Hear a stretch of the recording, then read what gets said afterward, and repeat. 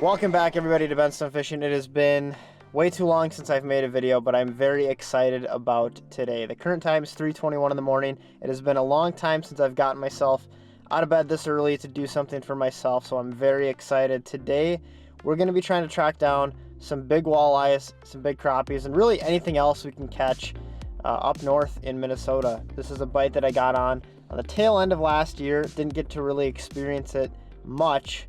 And unfortunately with the winter we've had, there hasn't been good ice up there, but finally we have good ice. I think I might be able to drive. So all around, I'm just really excited to get fishing. So I'm gonna quit blabbering. We're gonna get on the road here and hopefully have an epic day on the ice. Well, we made it to the lake and I was still able to drive out here. Surprisingly, we didn't lose a whole lot of ice, or snow rather.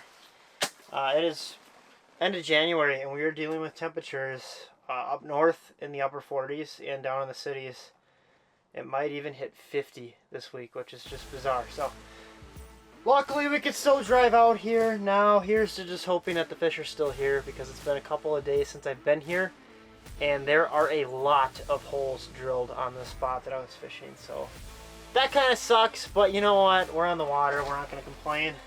All right, well, it was a relatively uneventful sunrise in the shack. So I decided to just come outside and move around. I mean, we're dealing with extremely warm temperatures right now. Found a small pot of fish, dropped down and whacked two like 13 to 14 inch crappies. So now that I know these are crappies, we're actually gonna just focus on chasing down these fish for now. I know that there are bigger fish in this school and I really desperately need to catch a 15 inch crappie. So that's gonna be kind of the goal now. They are being a little finicky, so for right now, I'm just gonna be running that drop jig with a waxy, a very dead waxy, by the way. They have been sitting in my sled for a few weeks now. But if you look on the screen, right there is a pot of fish. That's a walleye right there, actually. So I'm already noticing that these fish are being pretty finicky compared to the last time I was here. There's a good cluster of fish there.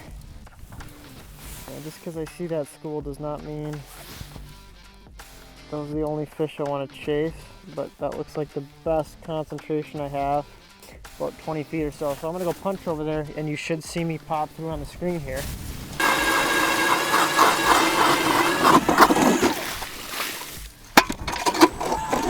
Alright, so you should have seen me punch through. My live is pointed in the right direction. You can see I punched through. I'm near those fish, but they're actually coming back to me, which is actually pretty convenient.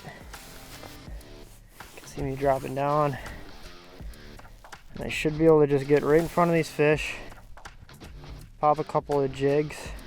I should be able to get one of these, should be able to pull one of these out of the school. They're already kind of picking up speed.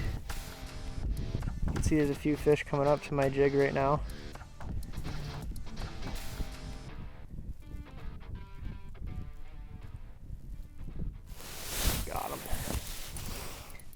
Look at how that other fish spooks right out of there.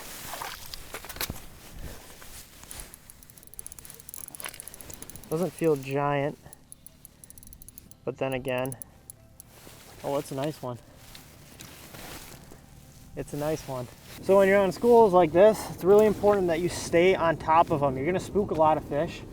There was a pile of fish right there. I drilled on top of them and I spooked them right back to the hole that I had just spooked them out of previously. So it's something to keep in mind. That's, you know, one of the many awesome things about forward-facing sonars. I can see those fish from a distance and I can really kind of judge my game plan. And that worked perfectly. So it takes a lot of work. You do a lot of running around, a lot of drill or holes getting drilled. But if there's fish like that in that school, then there's probably bigger fish. So I like the sound of that. There's a lot of fish moving through now.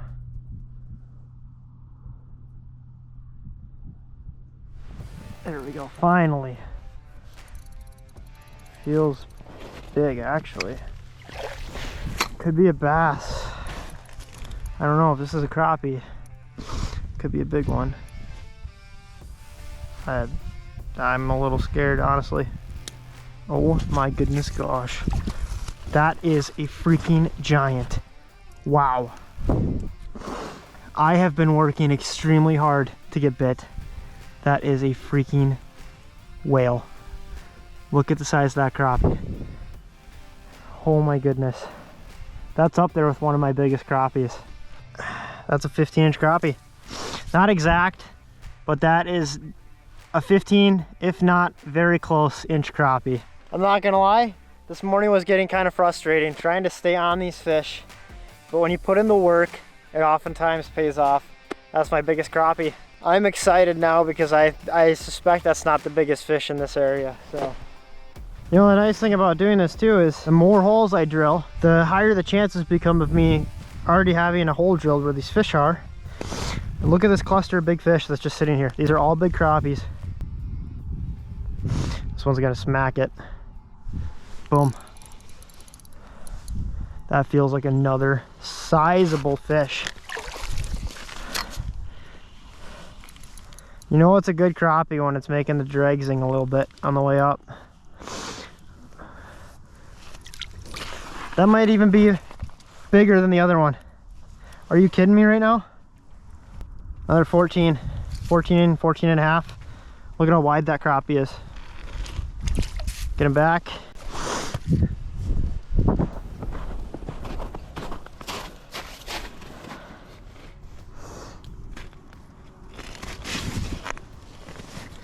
Actually got a few right underneath me. They seem active. Maybe. That looks like one coming up for it, right? Just be a little bit more methodical this time.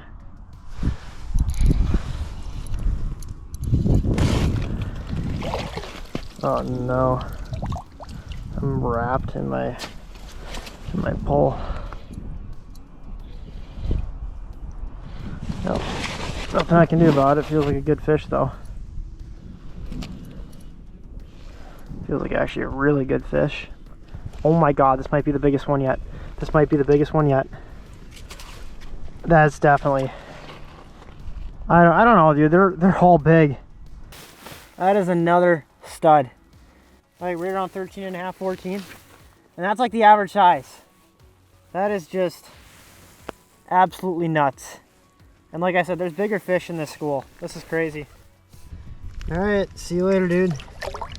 Well, this has already been worth my trip up here. This is crazy. We got a 15, and every fish that I've caught today has been well over 13.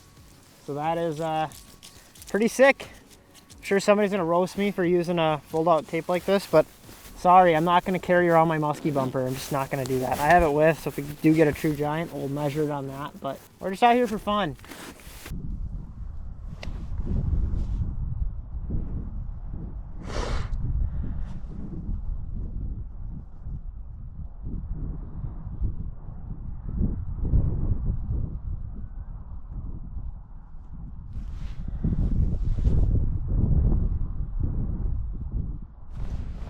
Oh, that feels big. That feels big. That feels really big. It feels really big. Yep. This is unreal. It's so tough to stay on top of these fish. He's got like some weird indents in him. It's so tough to stay on top of these fish, but when you get them, they're all big. Like this is like, I've never experienced a bite quite like this. Well, as you can tell, I am off the water now. I actually forgot to film an outro on the water, which that's a first for me. It's just been a very chaotic and busy winter. I've been shooting for Ice Team. I've been shooting for Devoted Outdoors. So doing my own stuff has kind of taken a back seat, and I do apologize for that. But we're not too far away from open water, and we're definitely not far away from spring Iowa muskies. So things should start to ramp back up. I've just been super busy, so I do apologize for that. But with all of that out of the way, really appreciate you guys watching today's video. If you aren't already, I'd really appreciate it if you did subscribe to my channel, and I will see you hopefully very soon.